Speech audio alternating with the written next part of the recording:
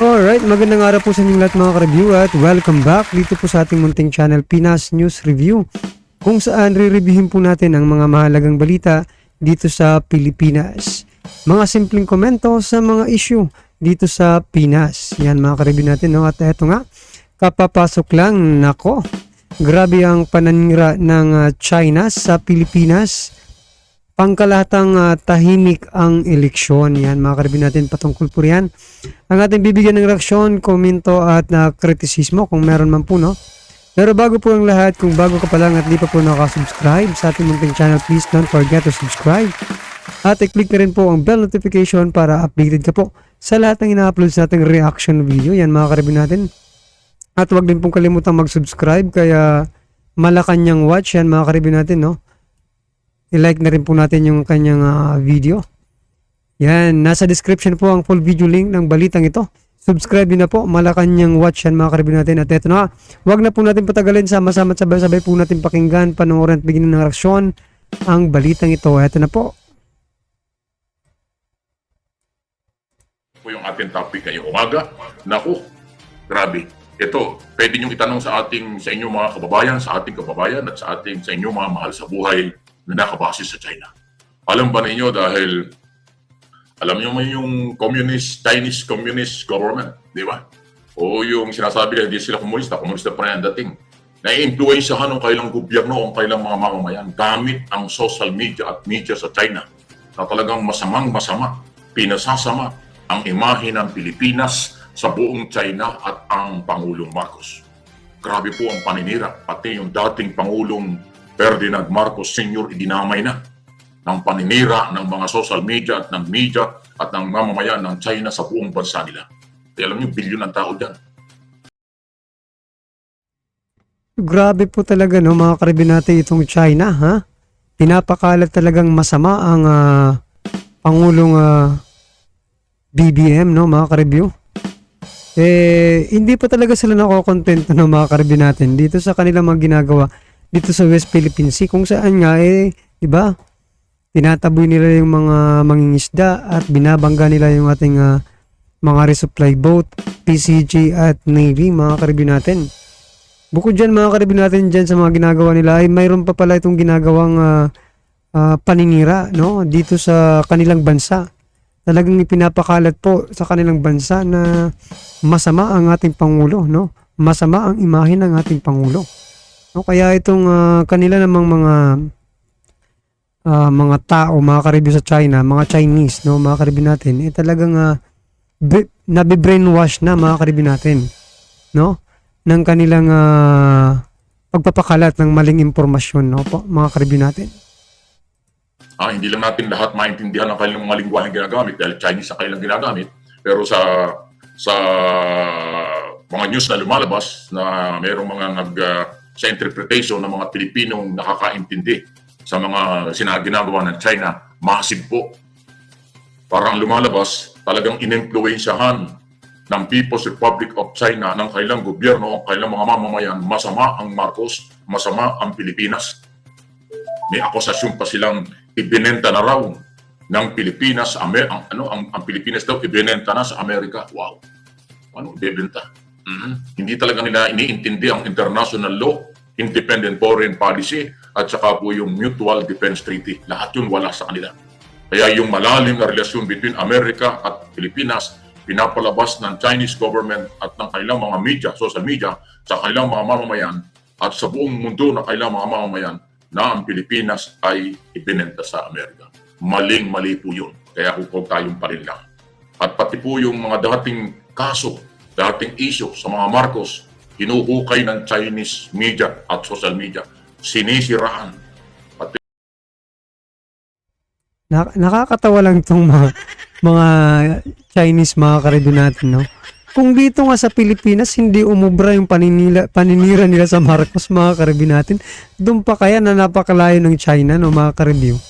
At sila pa mismo na kalaban ng ating bansa ang nagsusulat, no, nagpapakalat ng mga ganitong balita, no, mga ka-review, ganitong mga issue. Inuungkat ninyo. Iungkatin yung estate tax. Ano ngayon? May maniniwala ba sa inyo? Inisipin nyo nga mga Chekwa, mga karibyo natin. Kalaban kayo ng gobyerno ng Pilipinas, di ba? Tapos, sa bagay, yung ina-implementsyan nyo naman, pinalalakas nyo yung loob ng inyong mga nasasakupan, no? Hindi yung Pilipino. Kasi hindi yan tatalab sa sino mang Pilipino, mga karibyo natin. So ngayon, ang ginagawa nila, mga karibyo natin, opinion lang po ito pero baka sakaling ganito ang gusto nilang iparating. Gusto nilang impluwensyahan yung kanilang mga nasasakupan, mga karibyo natin, para pagdating ng gera, mga karibyo, talagang galit na ang mga ito, no? Kahit ayaw mong lumaban, lalaban ka kasi yung utak mo, ganito pala ang taong ito, di ba, mga karibyo natin, galit na galit ka na, no? Yung mga Chekwa, mga karibyo, ini-impluwensyahan po ng masasama, no, patungkol po sa ating presidente. Yun nga po yung naiisip ko, mga karibyo natin, baka pinalakas lang ng kanilang gobyerno, no, ang loob ng kanilang nasasakupan ng kanyang mamamayan, no, para pagdating ng kung in case naman lang, mga karibyo natin, no, ng gera, mga karibyo natin, talagang gigil na itong mga Chekwa, mga karibyo, no. Dahil nga sa mga balitang pinupukol sa kanilang mapupurol na pag-iisip, yan, mga karibyo natin. Yung dating Pangulong matagal nang wala, sinisiraan pa nila. Okay? So grabe po. Nasanay kasi sila.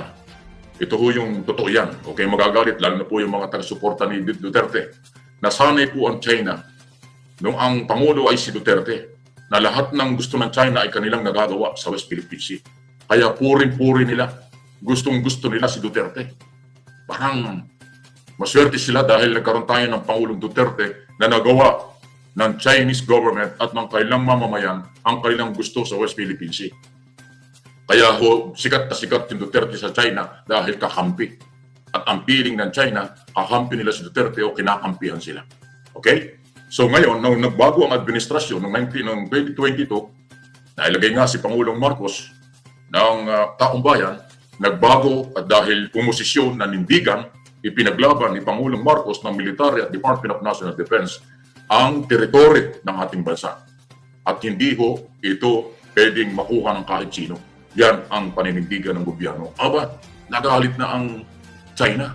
At ngayon ay tuloy-tuloy na yung paninira nila at pinapalabas dahil sa paninindigan ng ating gobyerno sa ating teritoryo, pinapalabas na tayo ay ibinenta na sa Amerika. So malaking panlilin lang ito. Kaya kung ito pinapaliwanag, definitely gagamitin po ito ng mga pro-China vlogger at media. Gagamitin ito ng mga kuno ay nagmamalasakit sa ating bansa, pero pro-China sila. Yung ginagawa sa China, gagawin din dito sa atin ng kanilang mga supporters at followers. Kasi nga yung global disinformation na naunang sinabi ng Amerika na meron ng ganung ginagawa ang China. Global disinformation. Para linlangin ang buong mundo. So yan, mga karibyo natin, parang may demolition operation, mga karibyo. Ang ginagawa ang China patong dito sa ating sa ating Pangulong PBBM, no, mga karibyo natin. Parang gusto niyang diba, ma-demolish, no, itong ating PBBM. Nagpapakalat nga po sila ng mga impormasyon na hindi tama, mga karibyo. Na binenta na raw ng ating Pangulo ng ang Pilipinas sa US ng $66 billion, mga karibyo natin. No? So marami pong nagko-comment na nagsasabi na hindi po yan magagawa ng ating mahal na Pangulo kasi mayaman na po sila. Yun po yung sinasabi ng ating mga netizen, no? Yung nagko-comment lang yan, mga karibyo. Anong masasabi nyo dyan, mga karibyo natin? Dito sa pinapakalat na impormasyon. Maling impormasyon ng China. Kung ang purpose lang naman niya, mga karibyo natin, na may magamit sa bagay, yung mga vloggers, mga karibyo natin, or mga kung sino pa mga entity dito sa Pilipinas, mga karibyo natin, meron talaga yung mapapaniwala, no? Meron talagang naniniwala sa mga influencer, mga karibyo natin, no? Maging sino man yan, no? Meron yan maniniwala.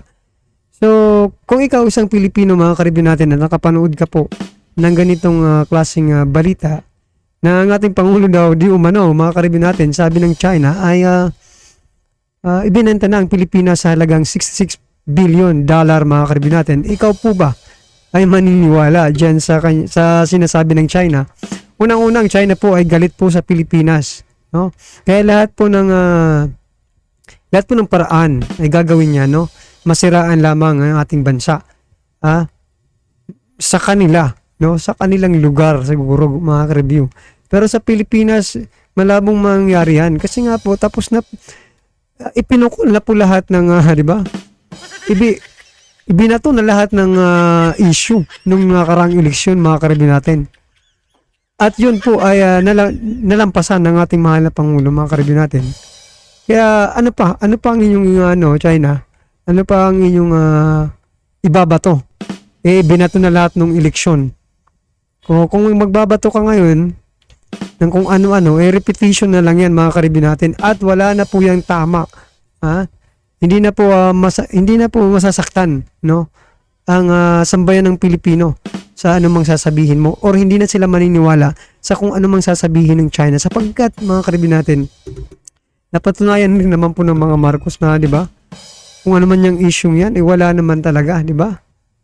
Nakaraan na yan eh. O yan mga ka-review natin, napapahaba na tayo. Ano man pong yung reaksyon, i-comment lang po sa baba para at least alam po ng ating mga kababayan ang inyo pong nararamdaman sa balitang ito, right?